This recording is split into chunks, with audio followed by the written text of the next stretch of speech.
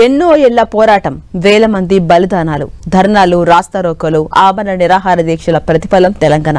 కొట్లాడి సాధించిన రాష్ట్రం నేటికి 13 వసంతాలను పూర్తి చేసుకుంది. రాష్ట్ర అవతరణ దినోత్సవ వేడుకలకు తెలంగాణ సిద్ధమైంది.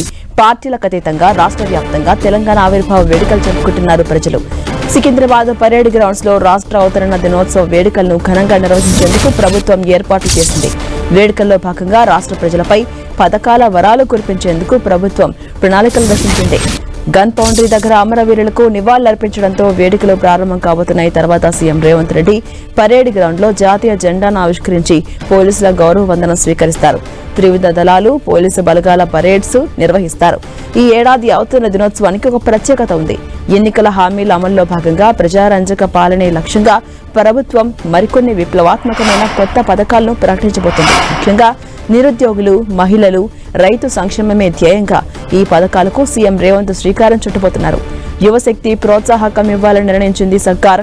నిరుద్యోగ యువతకు నైపుణ్య శిక్షణతో పాటు నెలకు ప్రత్యేక వృత్తి అందించే కొత్త విధి విధానాలు ఖరారు చేయబోతోంది.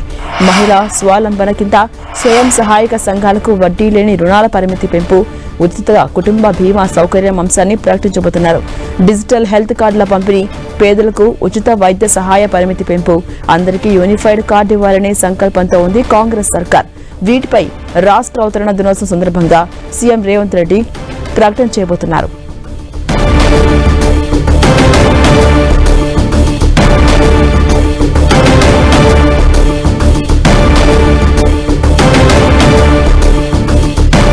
తెలంగాణ ఆవిర్భావ దినోత్సవాలకు అంతా సిద్ధమైంది. ఇవాళ పరేడ్ గ్రౌండ్స్ లో భారీ బహిరంగ సభకు ప్లాన్ చేస్తున్నారు. ఇప్పటికే ఏర్పాట్లన్నీ కూడా పూర్తయిపోయాయి.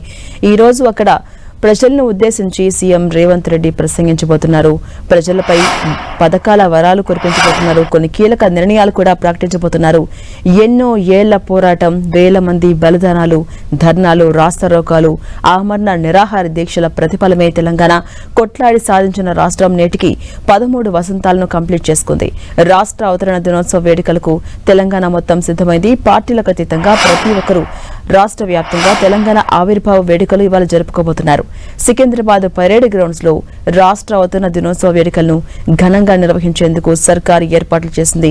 ఈ వేడుకల్లో భాగంగా రాష్ట్ర ప్రజలపై పథకాల వరాలు కురిపించేందుకు కాంగ్రెస్ సర్కార్ ప్రణాళికలు రచించింది. ఇక గన్ పౌండరీ దగ్గర అమరవీరులకు నివాళులర్పించడంతో ఈ వేడుకలు ప్రారంభమవుతాయి.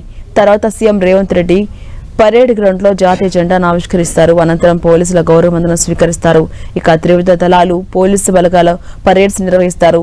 ఈ ఏడాది అవతరణ దినోత్సవానికి ఒక ప్రత్యేకత కూడా ఉంది. అది ఎన్నికల హామీల అమల్లో భాగంగా ప్రజారంజక పాలనే లక్ష్యంగా ప్రభుత్వం మరికొన్ని విప్లవాత్మకమైన కొత్త పథకాలను ప్రకటించబోతోంది. ముఖ్యంగా నిరుద్యోగులు, మహిళలు, రైతు సంక్షేమమే ధ్యేయంగా ఈ పథకాలకు సీఎం రేవంత్ రెడ్డి శ్రీకారం చుట్టబోతున్నారు. ముఖ్యంగా యువశక్తి ప్రోత్సాహకం ఇవ్వాలని నిర్ణయం తీసుకుంది ప్రభుత్వం. నిరుద్యోగ యువతకు నైపుణ్య శిక్షణతో పాటుగా ప్రతి నెల ప్రత్యేక వృత్తి కూడా అందించే కొత్త విధి విధానాలు ఇవాళ ఖరారు చేయబోతోంది ప్రభుత్వం. మహిళా స్వావలంబన కింద అటు స్వయం సహాయక సంఘాలకు వడ్డీ లేని రుణాల పరిమితిని కూడా పెంపు, ఉచిత కుటుంబ బీమా సౌకర్యం వంటి అనేక అంశాలు ప్రకటించబోతున్నారు.